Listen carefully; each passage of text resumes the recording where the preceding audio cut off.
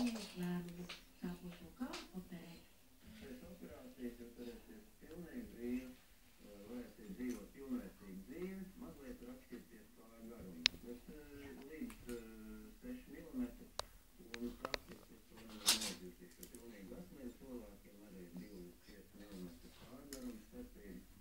Tātad jūs staigājot pēc apaviem, lai neklibotu vienu kāju lietas pilnas pēdas, otrs uz puspilksta. Apavos ieliec veselus 3-8 km platos liekos papēžus. Juridam pilnīgā neizpratnē vairāk ārstu atzinumu, rentgenoloģiskā kājas starpība ir specifikas, kas ir pieļaujama un ko nevajadzētu sajust vispār. Taču, lai situāciju